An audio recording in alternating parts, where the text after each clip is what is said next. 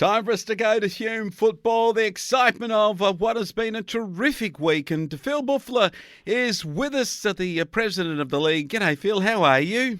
Morning, thank you, Wayne. Bit of a drab day over this way today. So, had a bit more rain during the week, so plenty of water around. So, things are looking good. Yeah, certainly are from a farming point of view, and they certainly are from a Osborne farmers, those canola croppers. 20 goals, 127 over Lockhart, 10-11, 71. The old rivalry was out to show, but it just didn't happen for Lockhart. Osborne just showed them a clean set of heels. At the end of the day, they just kicked away at the end. So, losing by 50-something points isn't a huge disgrace. Lockhart played well. So, but it just goes to show that Osborne have got another gear when needed. So, off they went. Nice. So good game, but, Osborne were too strong. They certainly did go off with Galvin and Schmetzer both booting 4, and Hayden Armstrong and Connor Galvin booting 3. Declan got the 4. Keogh with 3, and a good effort from him and Tom Carr and James McDermott, a couple apiece. Will Keogh the better player, and Abraham Wooden, along with Luke Argus having a great season. Angus Grigg too, regularly in their better players for Lockhart. Schmetzer, very good family there that have played many years out there at the Canola Croppers, and Connor Galvin and Charlie Douglas also pretty good in the end analysis, a very good side. Well, Henty showed at Oakland's something that the Billabong Crows have got close but just can't seem to get over the line this year. 7-11 to Henty, 53 to 6-9-45. Henty are certainly not going real deep with their squad this year. They're putting a side on the park and don't look like they'll be finals bound, but this is a disappointing loss again, and I'm probably saying it week in, week out for the Billabong Crows. Once again, this goes into the column of the one that got away. Home at Oakland, should have won that game, Billabong Crows. So they've been disappointed. Henty played well. Good win. Certainly is. Thomas Newton and Shannon Turlich both a couple of goals, and Braden Skiers starred for them, and a good effort from him. Nick Kelly also getting amongst it. I was just looking through their list. I noted Kim Bissett that is back playing in defence in the senior side, and he'd been in their twos for the last few years. So they're certainly finding some players just to keep their numbers up in their senior squad. It seems to me that Henty are rebuilding for something in the future, given their juniors on this one, Phil. I think so, Wayne, because a lot of clubs do that, but they'd be, probably content with where they are. New president this year who's doing a very good job, Matt Kilos. It's going pretty well. So I think they've got a good club, Henty. So they're just building. That's a good way to put it. Building for next year.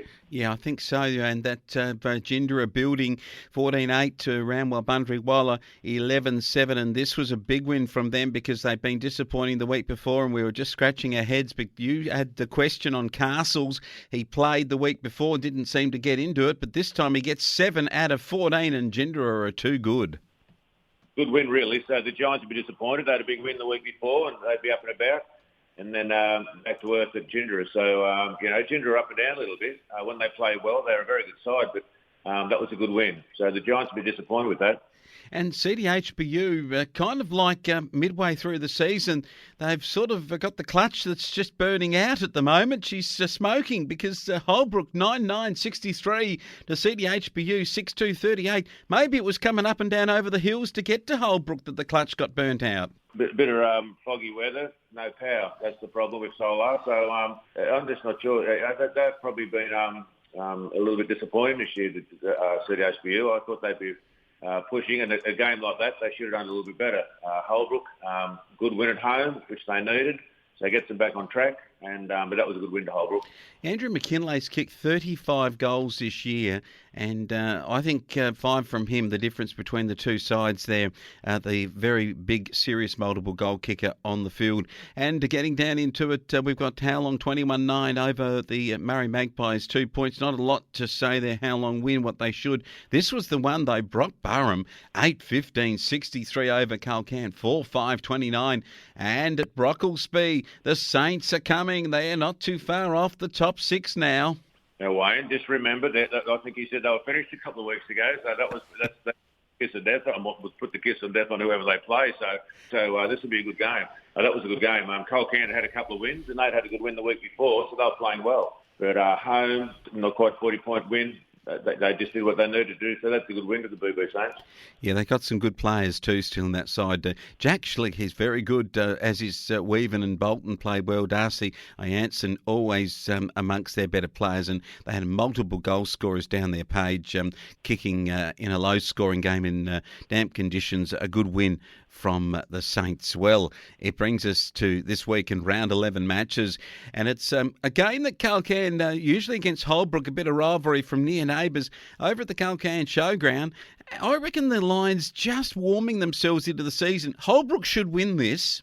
The old Paraleague rivals, another couple of the Paraleague rivals back at it again. So probably not a lot of love lost between these two sides, the neighbours. Colcan, as I said, the coach is missing. He's out for a while of the season, fair bit of next season. Holbrook up and down a little bit. Just on form, I'd expect Holbrook to be too strong in this game. Yep. CDHBU, the power, and we keep saying it, but at home at Corrine, they'll put the lights on if it gets dark over that way with the weather we're having. Jindera are the opposition. Danger game for the power. Jindera and the power both are fighting into that top 6th position with the Brock Burham Saints coming. This is a must-win for both clubs. Mate, look, at the end of the day, if they were horses, a lot of these sides, they'd be spending a fair bit of time in with the stewards trying to work out their performance. So it's just a very like normally at the start of the year you would have said, well, I think CDHBU have got a good chance here, but just if you're going on form alone, I think Ginger will have to win this if Castles plays and they've got a full contingent in. But this is the game where CDHBU could bob up and win. You just don't know. It's a fantastic competition, so I'll give them one more chance, I reckon. So I'll pick CDHBU at home. All right. Now, Lockhart and the Billabong Crows. 48 kilometres, I reckon it is, up the road from the town of Urana to Lockhart. And there's a lot of rivalry here. I'll tell you what, out at Lake Cullerville, where it's been very moist and wet around that part of the world, they'll be wondering who to barrack for. Maybe I'll barrack for Borey Creek here, but I'll tell you what, this will be a great match. I think Lockhart get home against the Crows. This is one of those games. It's a bit like Lockhart and Brock Burham. No matter where these clubs are on the ladder, they always have a good game. A few weeks ago, probably 6 weeks ago, you would have said this would be a pretty close game. But if you're going on form, Lockhart will get up and win this, and I think they'll play well, and I think they'll win. So I'm actually going to this game. I've been instructed by my niece to attend because she's playing netball for Lockhart. So I'll have to go and see her, Wayne. So I'll have to show a little bit of a Lockhart flavour in the netball this week because my niece is playing. Oh, nicely put. Keeping it in the family. On the ladder, the positions are so interesting because we've got Lockhart in 8th and the Billabong Crows down in 11th, but not a lot separating them. But this one is similar to that, this next game, because we have a Henty-Brock Burham match. Now, this is at Henty. Henty coming off a win might just get some confidence out of it, but I reckon Brock Burham have got on a roll, and here you go. I'm going to tip Brock Burham, and that could just be enough for the Swampies to win it. Wayne, you're jumping on and off here a bit, so anyway, we'll have to see about that. But this is, once again, this logjam in these sort of from 4 down to 12 almost, or not probably 12, but 4 down to 11 or 10. All these sides playing this week, they're up and down, so it's very important, these games. You let one of these slip, and it'll really hurt your chances of getting into the final 6. So on form, we really pick Brock Burham, but at Henty, you don't know, so I just think this will be a close game, but I just think Brock Burham might sneak home. Yeah, it's going to be damp conditions too on the swampy oval. Murray Magpies and Osborne, it's probably the hardest to say it, but Osborne go down there to Albury and they might get the ladies off doing some shopping as the day goes by, because I think the boys will be shopping with a big win. I think they'll just, that'll be a bit of a clinic down there. So once again, as I say all the time, the Murray Magpies, full credit. They turn up every week. They try. They're well coached. He's doing a good job. So it's just, it's love to see them get a win, but fortunately for them, it won't be this weekend. Osborne will be absolutely way too strong. Ranwell, Bunbury, Waller take on How Long. Probably match of the round in the context of where they are on the ladder and what the game means. This is the 4th taking on 3rd, and with percentage, How Long have got a significantly better percentage. So Ranwell, Bunbury, Waller, if they want to put pressure on that 2nd place and get a double chance, well, it just seems that this is the game they've got to turn up. But I think How Long have been playing better football and more consistently, so I've gone with them to win it.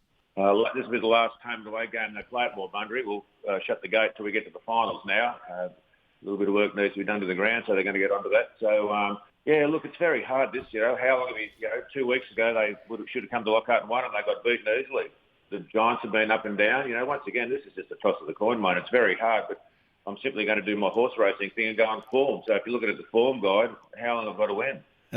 Well, by how long, we'll wait and find out. That's what I've gone for too.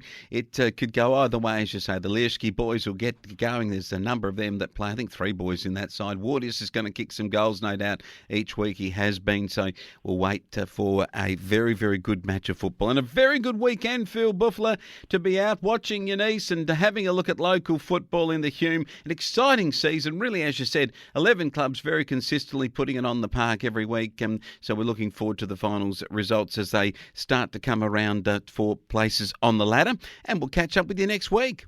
Not a problem, mate. I've got to get going a little bit. I'm off to a annual rural men's luncheon in Albury today. So they have a bit of a fundraiser for a very good organisation that's started in Albury. I'm sure you would have heard of this, a Boys to the Bush, where they some of these boys who probably come from broken homes and aren't going so well, they don't really have a mentor in their life, where this Boys to the Bush take them out camping and do a bit of stuff and show them a bit of what it's like to have a male role model, basically. So it's a great organisation. So today's a fundraiser for them. So it's a great day. Big, probably 250, 300 people at it. So it's always a great day. So I'm looking forward to it. Great stuff. Good to hear that there's some charitable work happening, and particularly for those that don't have the mentors, young men. And football's also a good place for that to happen too, in the Hume Footy League, with the coaches and those families that are involved. Great stuff. Phil Buffalo talking Hume football. We'll catch you next week, Phil. Thanks, Wayne, and I'll catch you next week. That'd be great.